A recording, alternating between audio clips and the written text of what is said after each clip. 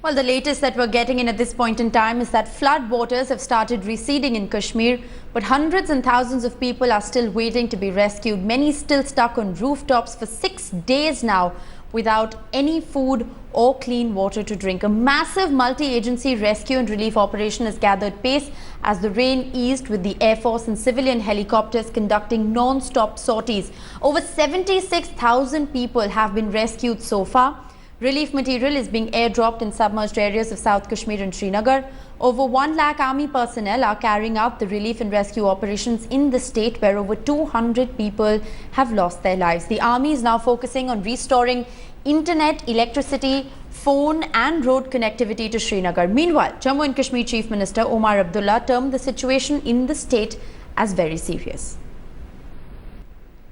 Headlines today's Rahul Kanwal now joins me live from Srinagar. Rahul, you've been tracking developments on this situation since yesterday, and the biggest casualty really has been the communication links that have hampered rescue and relief operations. Take us through the latest from Ground Zero.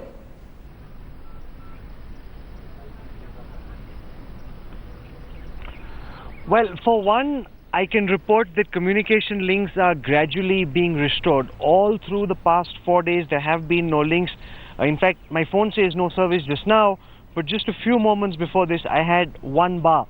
So it's coming and going, and to some extent, they have been able to restore communication links. But the problem is that electricity is still not up in a majority of the city, and as a result, even if people have phones and links are back, they're not being able to communicate, and the level of anger and frustration is rising, and there is immense anger against the Omar Abdullah government. We just heard that interview that Omar gave where he says that advance warnings were given, and that is true.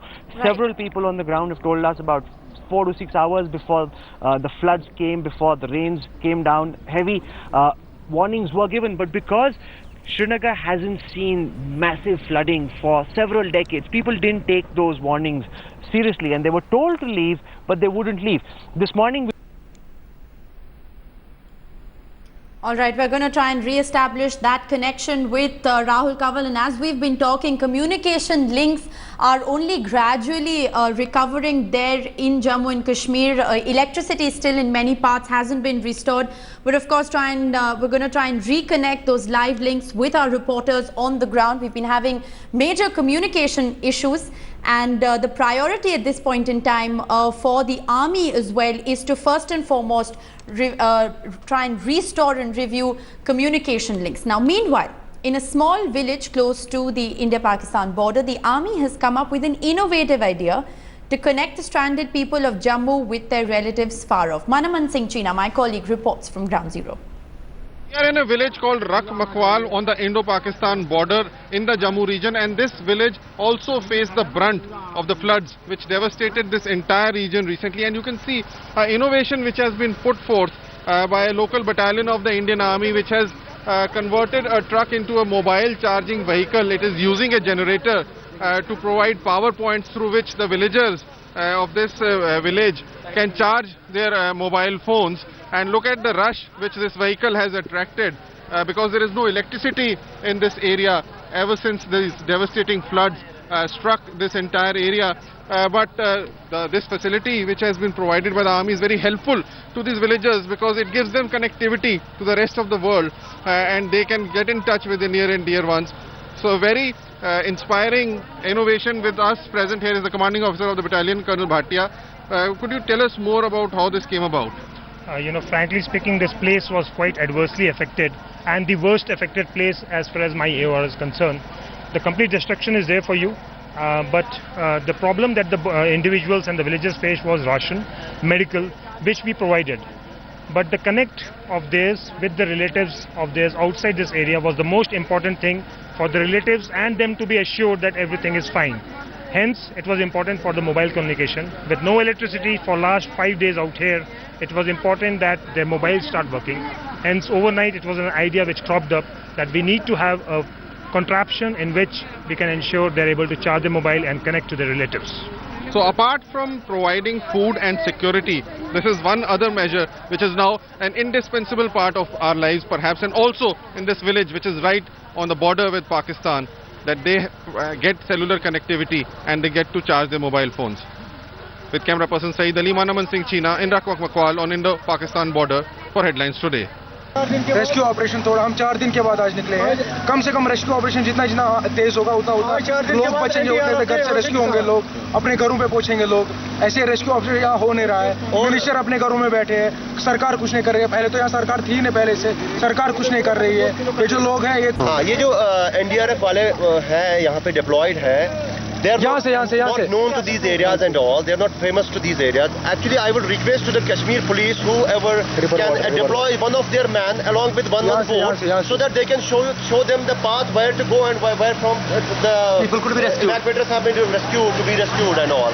So I request the JKP to deploy one man each along with the boat, so that they can get the exact locations and they know where the people are being first, and they can evacuate them from that particular area. All right, we have managed to re-establish connection with Rahul Kaval. Rahul, we understand that waters are in fact receding in Srinagar. There is also respite from the rainfall, but miles to go before relief and rehabilitation work is even remotely completed.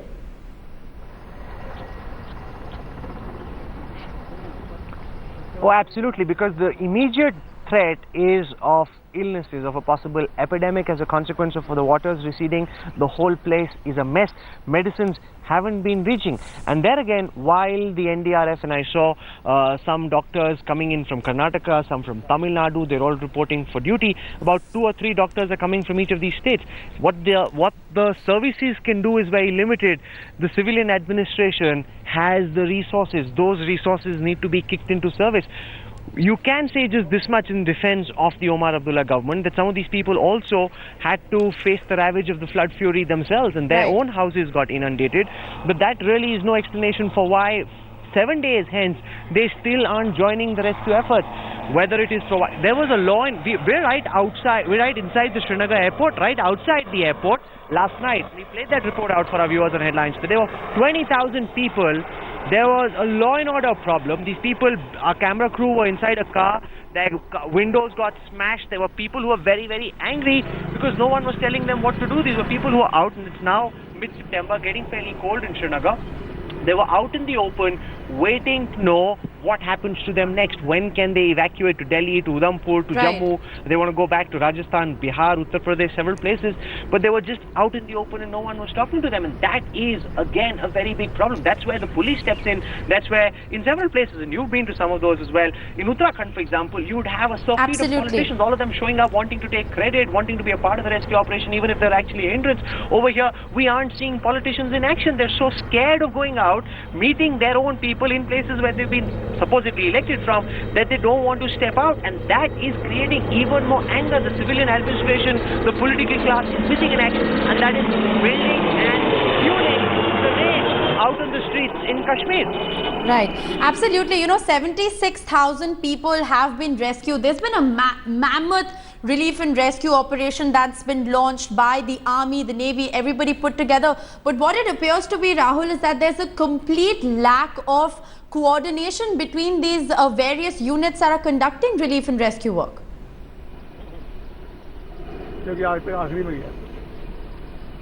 Well, that's not quite true. If you look at the services part of the rescue operation, whether it is the Army, the CRPF, the BSF, the ITBP, the NDRF, they're working in close unity. In fact, all through last night, and I know how wary Air Force pilots are of landing without visual contact, the helicopters landing beyond daylight hours, but till at least 12:31 when we were at the place where we are, they kept landing. So these people are working round the clock. In the morning, the NDRF crew were trying to send those water bottles, the food supplies, the khichdi that they put together out to people who needed it.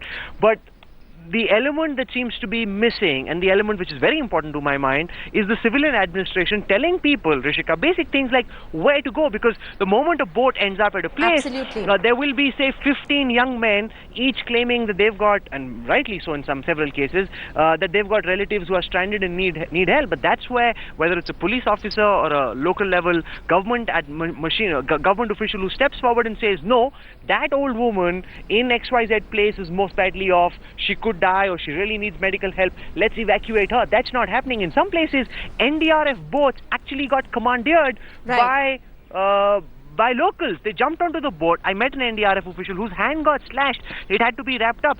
The boat worth about 7 lakh rupees, along with the generator, along with the motor that powers that boat, these people virtually hijacked and took away. Right. One truck, which was a 5-ton truck, which was being used to move around in places where the water is lesser, that truck also they took and they just ran away with it. And that is the sort of hostility these officials are having to encounter. Well, absolutely. We also saw some locals, in fact, throwing stones on that boat that you were on board, Rahul. So clearly there is a lot of anguish among the locals. Just take us through what the situation really is in the areas surrounding Srinagar. We understand Srinagar itself is very bad. Relief and rescue in Jammu has partially been completed. But what's the situation in and around Srinagar?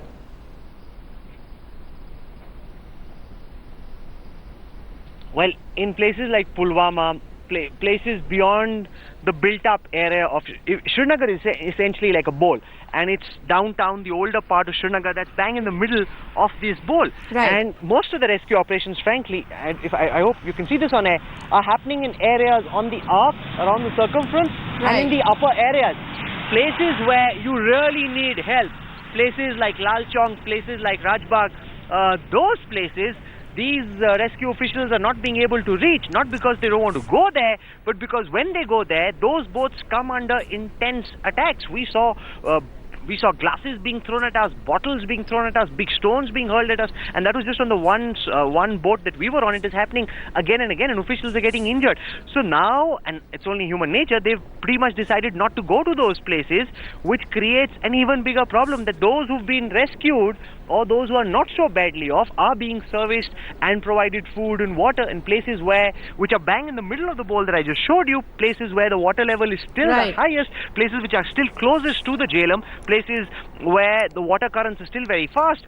Those places, these rescue officials are not being able to reach and are not being allowed to reach. And that's where you need somebody from the civilian government to step in, try and cool tempers and try and allow these rescue officials to get through, because left to themselves, these people say they can't deal with it. Because remember, the NDRF, for example, is not a military force. It's a humanitarian force. They don't carry weapons. They can't engage with 100 people who get hostile and jump onto their boat. They don't have the weapons to deal with that. Neither do they wish to take that route. That's a real problem, and that's the big challenge. Those who need the help the most are not getting it. Well, absolutely. The anguish and ire of people there only hampering rescue and relief operations. Thanks, Rahul, for joining us with that live report. Stay safe, and of course, we're going to keep coming back to you for more as you continue to track developments from Ground Zero for us. Meanwhile, moving on now, as we've been saying,